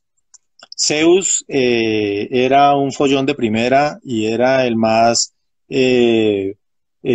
promiscuo de todos los dioses, y básicamente la mitología griega tiene que ver con que si quitamos la vida sexual de Zeus, pues entonces se reduce a nada la mitología griega. Claro, Entonces, Zeus después lo traducen en Júpiter, y Júpiter es un planeta grande, ¿sí? Entonces es el planeta más grande porque es el que tiene que ver con la expansión. Entonces, el modo de explicar la expansión, ¿sí? En ese desaforo, pues es la gula de Zeus, ¿cierto? ¿sí? Pero entonces no se trata de que si tú tienes un Júpiter poderoso en tu carta, entonces eres absolutamente promiscuo como Zeus, ¿no? Eres una persona expansiva, ¿sí? Pero entonces es un modo de entender esa expansión, ¿sí? Él no puede con su fuerza, no puede, no puede con su fuerza, ¿sí? Eso no lo justifico, ¿no? En ninguna medida, sino que simplemente es un modo de entender eso expansivo, ¿sí? Claro, Porque pero también es el lo que modo se de expande reconocerlo, no ¿no? es otra cosa que expandirse, ¿sí? Entonces, entonces no, pues pobre era la sufrida porque todo lo que hizo Zeus, en la medida en que pues él se expande y se expande y se expande y pues entonces se expandió tanto que era no le era suficiente, era no le era suficiente. Sí, es la fuerza expansiva. Entonces el mito es una herramienta que nos permite mediante esas historias ir entendiendo no la relación del estereotipo, como tú lo planteas, sino esos elementos arquetípicos que tienen que ver con esas fuerzas dominantes, ¿sí? Cronos, ¿no? Entonces Cronos, Saturno, ¿sí? ¿Sí? Porque sus hijos lo iban a traicionar, ¿sí? Entonces él tuvo que comerse a sus hijos. Saturno es el planeta de los límites, ¿sí? Entonces no es que la persona saturnina se come a sus hijos sobre esa base, ¿no? Pero él se dio cuenta de cómo había una fuerza tan expansiva, ¿sí? Como la fuerza de Zeus y de sus hijos, que él tenía que establecer un control a esa fuerza, ¿sí? Entonces entro en ese equilibrio, ¿sí? Una fuerza expansiva y una fuerza que contrae, porque si no hay un equilibrio Una entre fuerza lo expansivo restrictiva, claro. y lo que contrae, entonces, pues no vamos a poder tener un equilibrio, ¿sí? Entonces, él se come a sus hijos, ¿sí? Él se come a poder marcar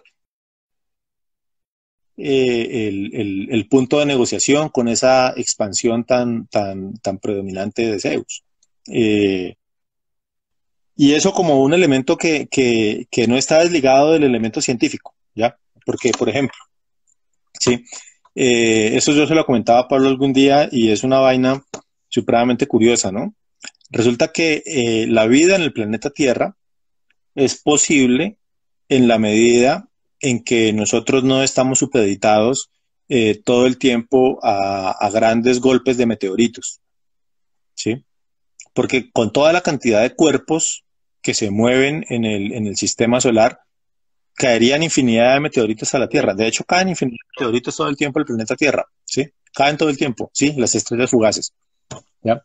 Pero caerían más. Pero resulta que Júpiter es un planeta tan grande, tiene una masa tan grande, que dentro de su fuerza gravitacional atrae toda una cantidad de cuerpos que están rondando por el universo y se chocan contra él. Y en la medida en que se chocan contra él, después no se chocan contra Marte ni se chocan contra el planeta Tierra, ¿sí? Ujú, Eso fue los antiguos precisamente como el gran benéfico, ¿sí? El planeta que se ujú. expande es el gran benéfico y la expansión es beneficio en ese sentido, ¿sí? Y la restricción es límite, pero entonces ese límite también es un proceso de aprendizaje. Entonces, esos elementos que tienen que ver con el fenómeno astronómico, van dando cuenta de cuáles son las características que tiene el planeta. No son características inventadas desde un punto de vista psicológico que básicamente tiene que ver con que nosotros le atribuimos un poder específico a un planeta, ¿no? Sino que hay una funcionalidad específica, ¿sí? Entonces, esa Claro. funcionalidad específica entre lo árido, ¿no? Lo árido de Marte y lo fuerte y lo frío de Venus, ¿sí? Entonces, nosotros estamos entre lo frío de Venus y lo árido de Marte. Y esa configuración espacial planetaria, pues implica precisamente un vínculo de esa relación, ¿sí? De equilibrio en promedio entre esas dos temperaturas, que es la lectura del planeta Tierra, ¿ya? Entonces la vida es posible precisamente también bajo una relación de la vida humana, la vida en el planeta, es posible bajo esa relación de equilibrio de las temperaturas, ¿sí? Ujú. Entonces, por ejemplo, ya digamos que son una serie de realidades en torno a a una relación de la cosmología y la cosmobiología, ¿no? Como un elemento fundamental. Sí, porque la vida misma se da en el desarrollo de una serie de relaciones que le permiten que surja. O sea, si no están ellas, pues desaparece la vida. Me hiciste acordar que, ahorita hablando de Júpiter, me acordaba que precisamente en la tradición hebrea, Júpiter se le llama el Sadik, y el Sadik significa el justo, ¿no?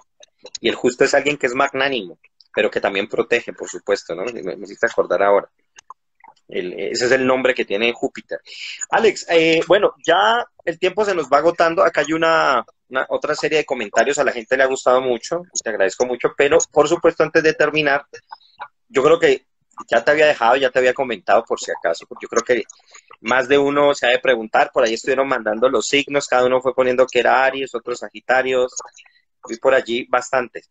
Pero yo sí quería preguntar algo, sobre todo pues para un poco también a todo el público que en esta noche nos acompañó, y es en este momento, y obviamente aquí sí tenemos que hablar, me imagino que con cierto grado de generalidad, ¿qué es lo que has visto y qué nos espera? Porque estos 2 años, este año, el anterior y este ha sido bastante difícil para todos. Y según lo que tú has estudiado, ¿qué es lo que pasa en este momento? ¿Qué nos espera? ¿Qué son los, no acontecimientos, pero sí, digamos, ¿para dónde va esta vaina? Pues? Porque eso, ahí todos tenemos la duda. Pues. Y bueno, estamos en este planeta, ¿no? Todos tenemos que ayudarnos y ver un poco también, leer ese mapa, pues, colectivo. ¿Qué has encontrado? Vamos para el desbarrancadero. ¿Sí? Eso ya me lo imagino.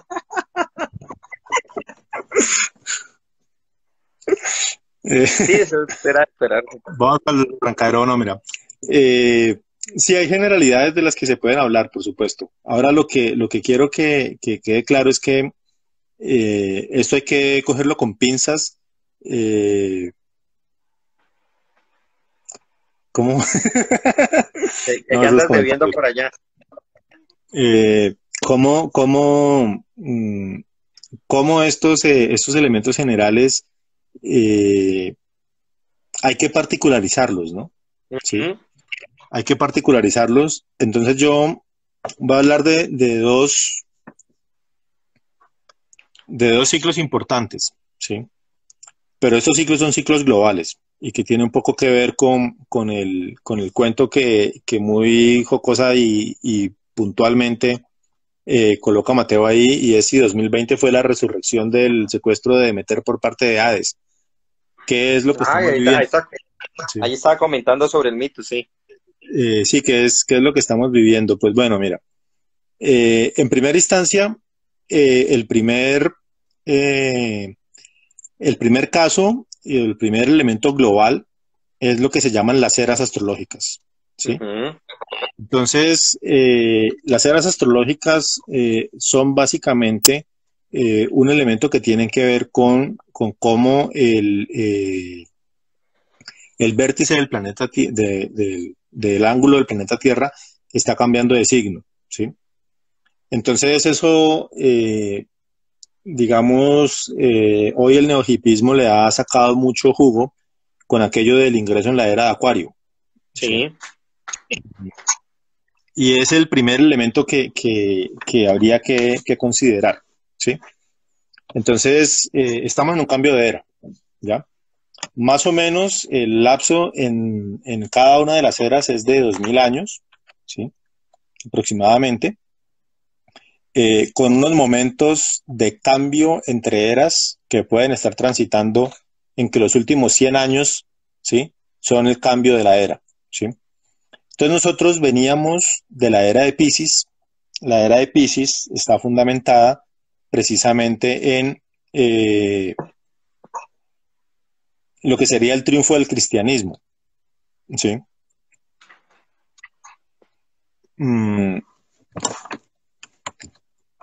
y la era de Piscis lo que plantea es que pues Piscis es un signo relacionado con el sacrificio y con la ilusión, ¿sí?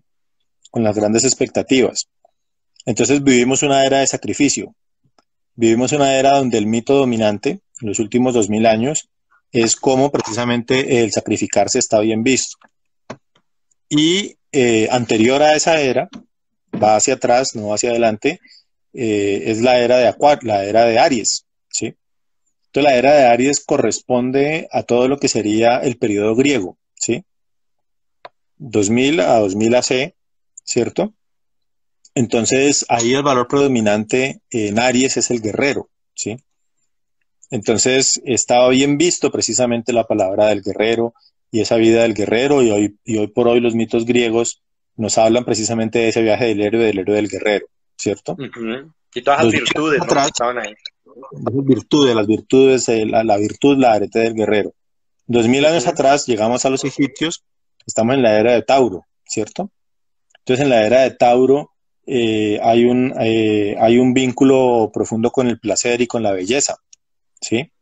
Y la oposición a Tauro es Escorpio, que es el signo asociado con la muerte, porque es la casa número 8, ¿sí? Entonces son los primeros cultos a la muerte, pero también el culto a la belleza, donde estamos viendo los egipcios. Entonces fíjense que si nosotros hacemos ese ejercicio hacia atrás en la historia escrita, vamos a ir encontrando cómo esos grandes ciclos planetarios pues vienen sobre esa base. Entonces coincide el siglo XX con la finalización de la era de Piscis y es la gran pregunta por el sacrificio y la gran pregunta por lo colectivo, ¿sí? ¿Hasta qué punto ese sacrificio individual nos ha dejado en una relación en la cual no nos ha permitido entender lo colectivo? Y esas son las luchas sociales de mediados del siglo XX, donde termina ese tránsito de la pregunta por lo colectivo y muchos astrólogos han coincidido en que, en que si bien está iniciando, digamos, posterior a la Segunda Guerra Mundial, esa pregunta por lo colectivo, el hecho del nacimiento de las Naciones Unidas, de poder partir de que el sacrificio pues no nos condujo a nada con todo lo que fueron las grandes masacres de la Segunda Guerra Mundial y nos hace preguntarnos por lo colectivo, es el inicio de la era de Acuario y termina sucediendo en todo lo que viene sucediendo con el siglo XX hasta que, como bien lo resalta Robinson ahí en el comentario, eh, la conjunción de Júpiter y Saturno en Acuario del 21 de diciembre estaría marcando ya como ese momento de tránsito, ya de finalizar completamente ese ideal del sacrificio y entrar en un ideal de lo colectivo, ¿sí? Entonces, estamos viviendo un cambio de era. Y curiosamente, contrario a lo que se pueda pensar, eh, en la medida en que estuvimos tan separados y encerrados, es donde más hemos tenido que pensar en lo colectivo y el valor de lo colectivo, ¿sí? Porque si algo vino enseñando el año pasado es precisamente eso, ¿no? ¿Sí? Yo estoy viendo que está presente en esta ¿cómo se llama? Transmisión, ¿sí? Sí. Que nos podíamos encontrar eh, físicamente, pero que nos estamos encontrando por medio de una pantalla, porque estamos preguntándonos por cómo se hace comunidad alrededor de un interés particular, ¿sí? Entonces esa pregunta por lo colectivo y por esa relación entre lo individual y lo colectivo hace parte de una relación profunda de la era de Acuario, ¿sí? Entonces estamos en esa primera relación.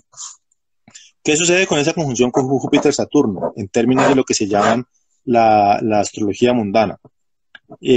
Cada 22 años, Júpiter y Saturno se encuentran, ¿sí? 22 años se están encontrando. Pero cada 140 años se encuentran con cambio de signo, ¿sí?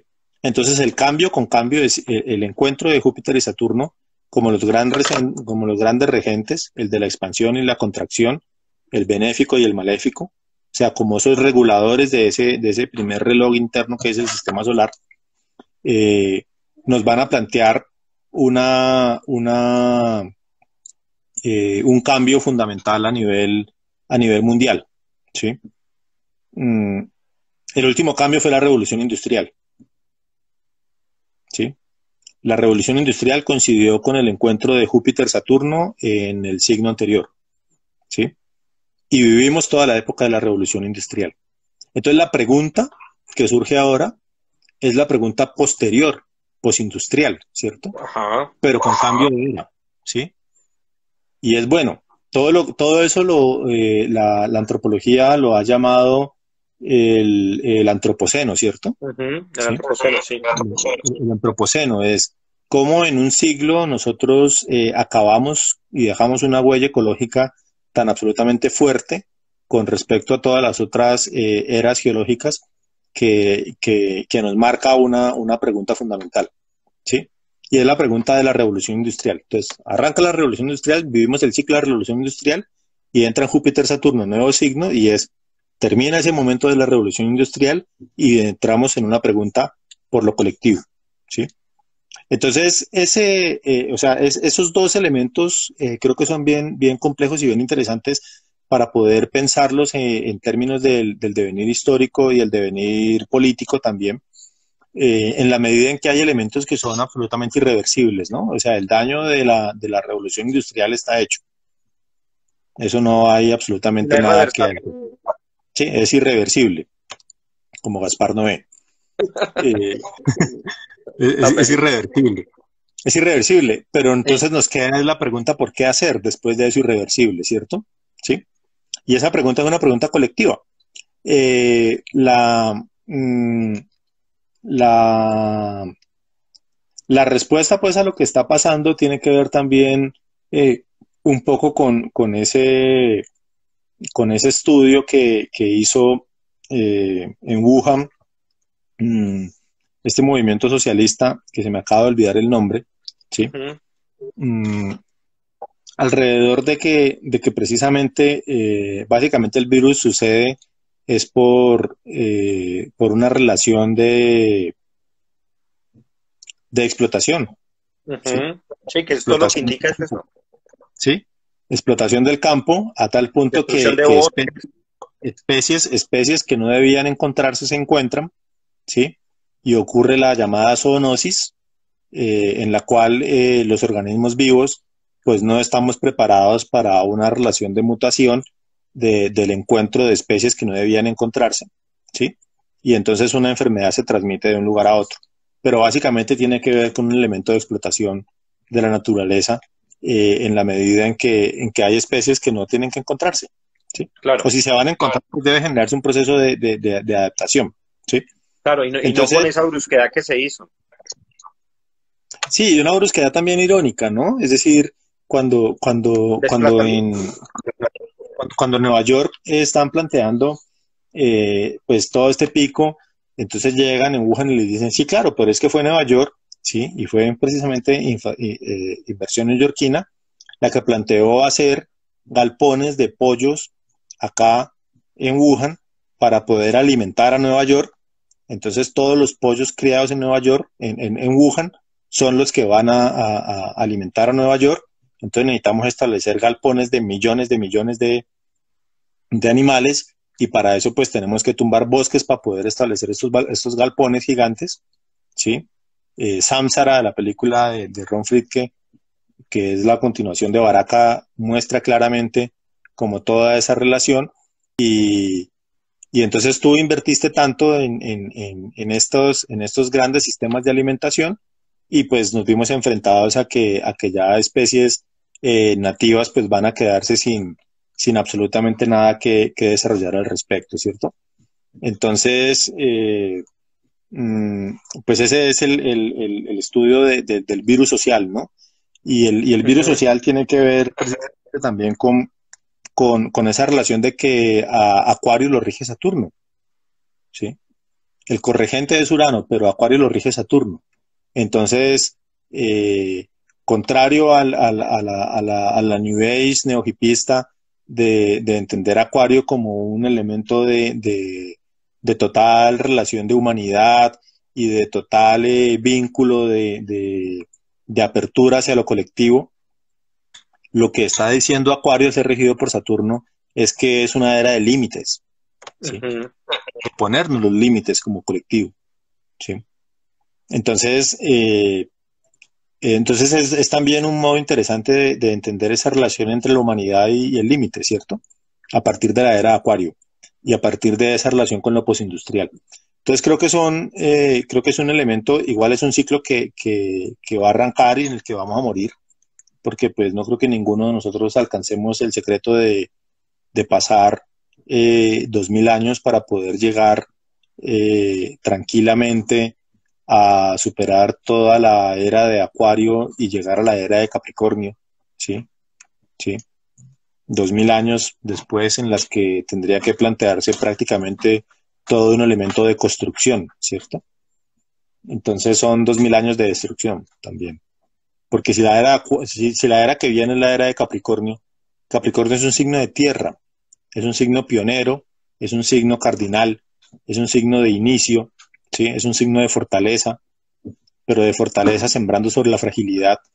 Entonces va a decir que estos años de pregunta por lo humano y de pregunta por la limitación eh, van a terminar decantando en un proceso de resiembra, ¿cierto?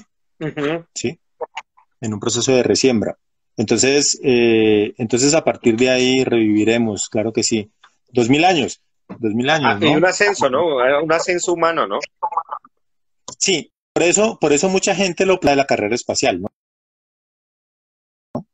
Pero que eso tiene que ver con una suerte de hipótesis muy complicada, muy ligada también al capitalismo tardío, y es que la tecnología nos va a dar la respuesta. ¿Sí? Ujú.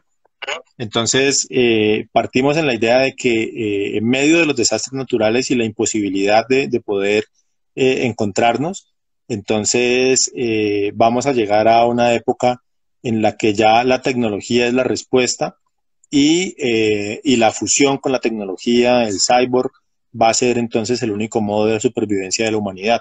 Y a partir de ahí entonces se relaciona mucho el signo de Acuario con el signo de la tecnología. Pero digamos que la tecnología tiene que ver con un elemento que es el elemento de que Acuario pues es corregido exactamente Acuario es corregido por Urano, y Urano es el planeta que primero se descubre, se visibiliza en el cielo cuando está Maxwell desarrollando sus ecuaciones del electromagnetismo, ¿sí? Entonces casi que se acota como que aparece esa relación tecnológica. Entonces Acuario necesariamente va a tener que preguntarse por esa simbiosis en la medida en que nació también en la época del electromagnetismo, ¿sí? Eh, pero, pero digamos que esa es Sí. una hipótesis que ubica mucho Que no va a dormir nuevamente tranquila al y ser humano en el centro, ¿sí? Al ser humano en el centro y en sus altas capacidades. Yo diría que así como Urano ha estado relacionado con la tecnología, pues Urano ha estado relacionado con la revolución, ¿sí? Ujú. Cambios inesperados o con algo que le llaman la capacidad de adaptación, la adaptabilidad. Entonces, no entendida como la fe ciega en la tecnología, en la que la tecnología nos va a salvar en todo el momento del cyberpunk. El cyberpunk nace precisamente en este tránsito de la era de Acuario, porque precisamente nos encontramos con esa relación cyborg, ¿no? Y ahí está Terminator y ahí está, digamos, todas las películas proféticas y la ciencia ficción, desde Isaac Asimov, desde Fundación e Imperio y desde todo lo que tiene que ver precisamente con esa relación. Pero del mismo modo, Acuario no solo nos está colocando el tema de la tecnología, nos está colocando el tema de lo colectivo, ¿sí? Y el tema de pensarnos conjuntamente, ¿ya? Entonces ese pensamiento conjunto, a partir de los cambios inesperados que los hemos estado viviendo, que es un buen modo de iniciar la era de Acuario, y de la capacidad de adaptación, lo que nos hace es preguntarnos por cuáles son los mecanismos de supervivencia, si nos Ujú. interesan los mecanismos de supervivencia de la humanidad, ¿sí? Y no son necesariamente la tecnología, porque si nos vamos también a otro elemento, la tecnología de Acuario, Juan, se te llama la mamá, vas a dormir, gracias, disculpen, Ujú. elementos Tranquilo. familiares, eh, la humanidad, sí, Sí.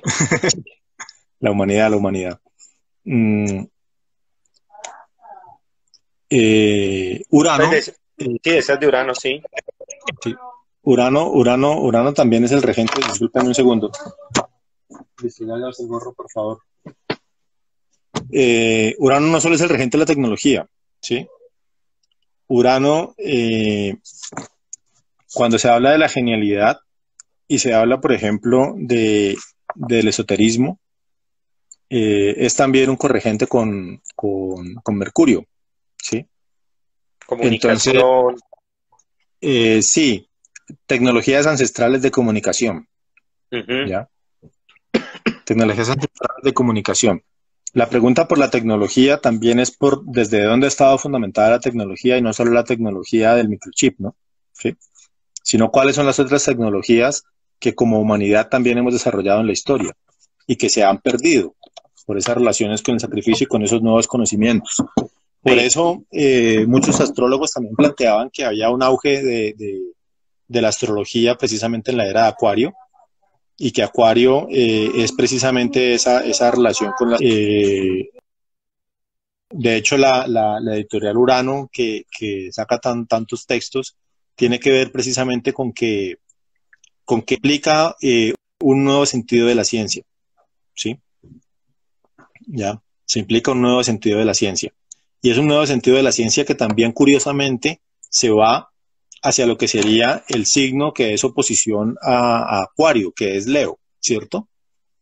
Entonces, así como en la era de, de Tauro, aparece el culto a la muerte, que es regido por el signo de Escorpio, ¿sí? Entonces nosotros tenemos que entender en la era de Acuario cómo funciona el signo por oposición que es Leo, ¿sí?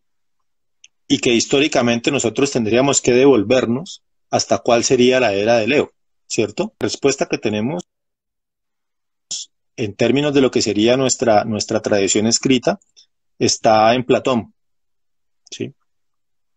Y está en 10.000 años atrás, habla Platón, que si hacemos la sumatoria pues nos da Leo y serían los Atlantes, ¿sí? Ujú. Esto ha dado para que también el neohipismo New Age pues plantee toda esa relación con los Atlantes de una manera pues como muy romántica, eh, pero la historia de los Atlantes es precisamente, digamos, una civilización muy evolucionada a nivel del Pero pensamiento, ¿no? ¿Mm? caen por precisamente por lo elevados que estaban, caen fácil. Sí, hay una serie de conocimientos y son los conocimientos que hoy por hoy tenemos que llamar ancestrales, ¿no? ¿Sí? Cuando hablamos de lo digital, pues hablamos de las manos, ¿no es cierto? Sí. Entonces, y eso digital es, alguna vez un indio norteamericano en un encuentro de comunicación indígena acá en La María, ¿sí? Y decía tecnologías ancestrales de comunicación. Entonces, nosotros lo que hemos perdido de vista cuando hablamos de la comunicación digital es la comunicación a partir de las manos, ¿sí? ¿Ya? ¿Y qué es la comunicación a partir de las manos? Es la interacción de mano a mano, ¿sí? Y de las Claro. energías que hay en esos elementos de mano a mano. Entonces, hoy, todo lo que son esas llamadas pseudociencias que se han calificado desde la occidentalidad, resulta que tienen que ver con una serie de tradiciones de conocimientos que si nos vamos, pues, digamos, un poco a eso, pues es lo único que nos va a permitir también hablar de esa relación de supervivencia y que no necesariamente tiene que Claro, ver con el triunfo. es regresar, las tecnologías del pasado en realidad pues van a marcar o se retorna a ellas en el futuro. Me hiciste acordar una vez que leía yo el Gilgamesh, que precisamente corresponde más o menos a ese periodo de los 10.000 años atrás, más o menos. Me llamaba la atención que decía que la diosa Ishtar estaba en su trono leyendo en una tablilla todos los acontecimientos del mundo, ¿no?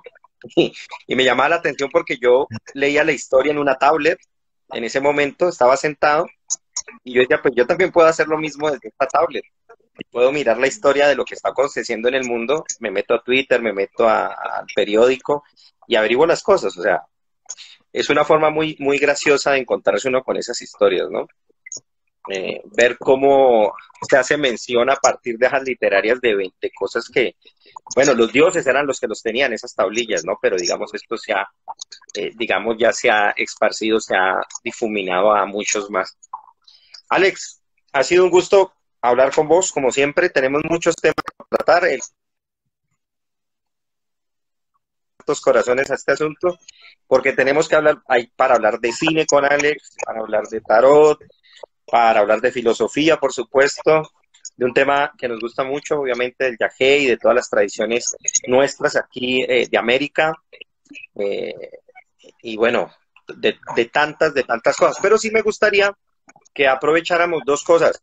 Me encantaría, sobre todo por un homenaje a él, porque yo creo que nos sentimos afines con todo esto, invitarte algún día también, y de una vez te lo dejo, para que hablemos de Alfredo, y sobre todo para recordarle un poco, comentarles un poco a aquellos que no lo conocieron, quién fue este gran maestro nuestro de filosofía, y sobre todo también aprovechar que nos cuentes, porque tu cuenta se llama Viajero Islam, los que no lo sigan, síganlo, pero coméntanos también por qué le pusiste así, tiene que ver mucho con Alfredo, yo creo que algún día pues nos contarás mucho más de todo lo que están haciendo. Acá Victoria nos manda unas cosas por acá.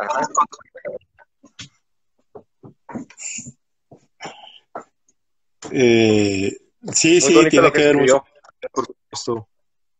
El Viajero Islam tiene que ver mucho con Alfredo, y tiene que ver con que en el viaje Islam de Castaneda, precisamente resulta que don Juan,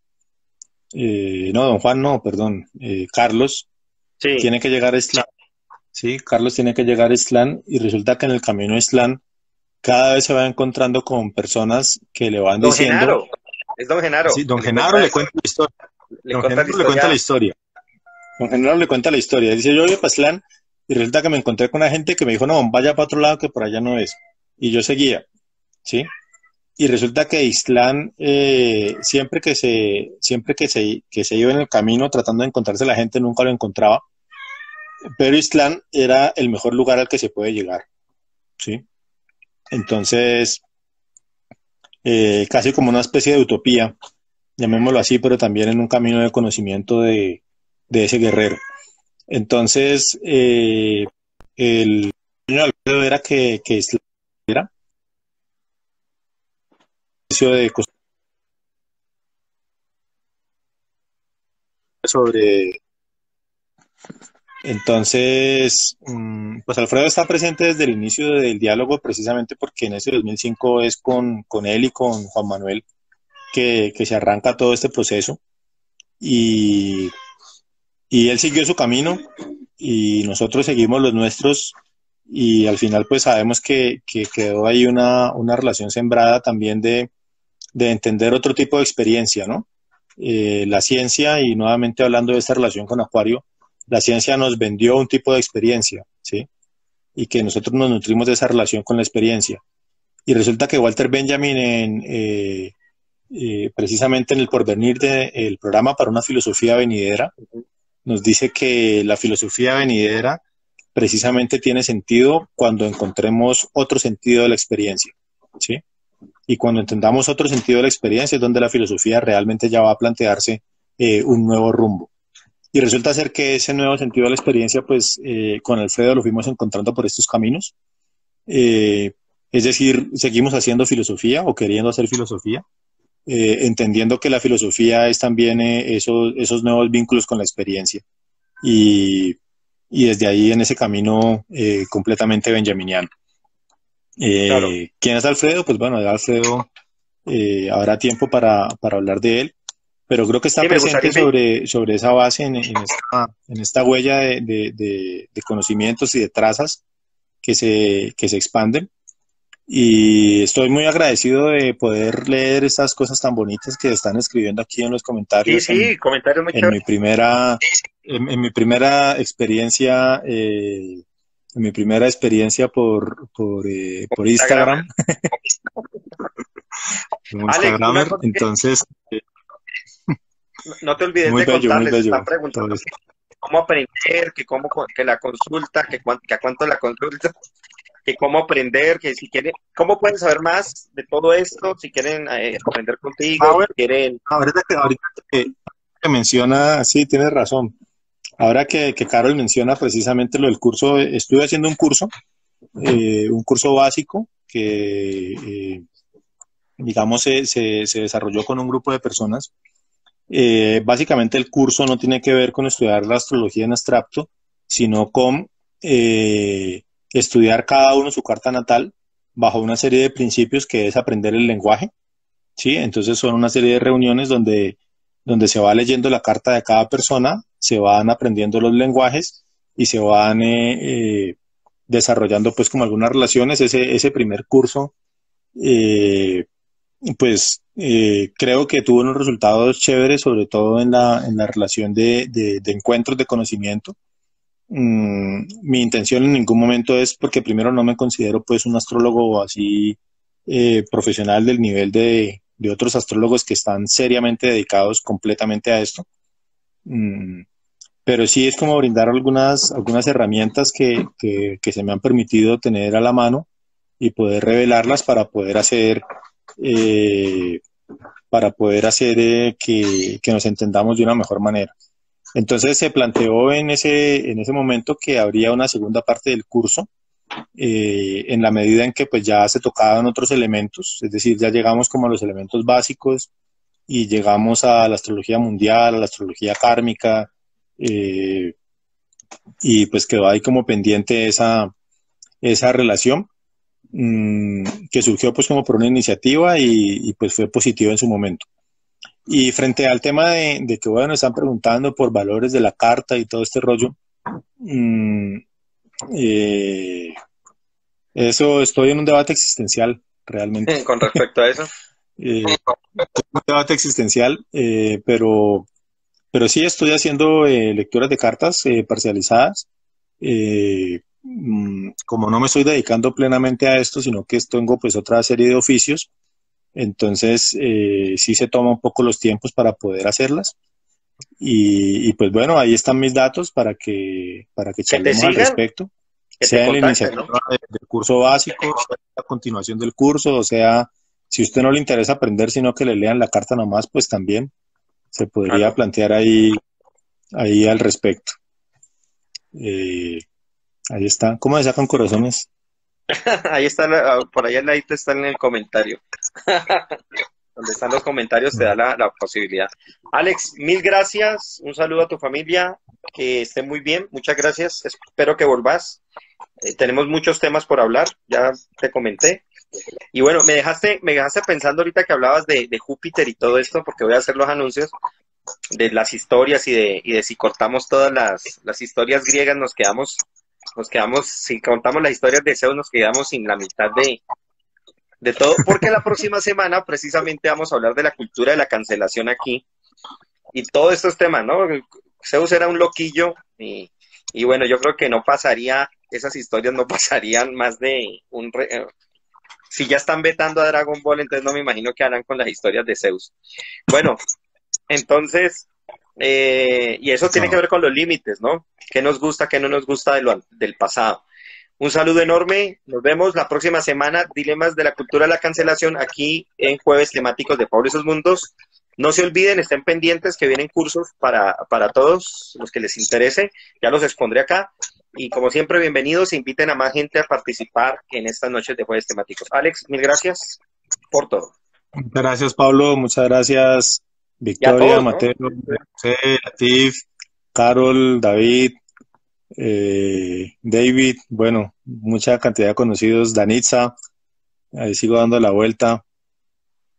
Y Rayos, buenas bueno. palabras que nos dieron. María, Cristian.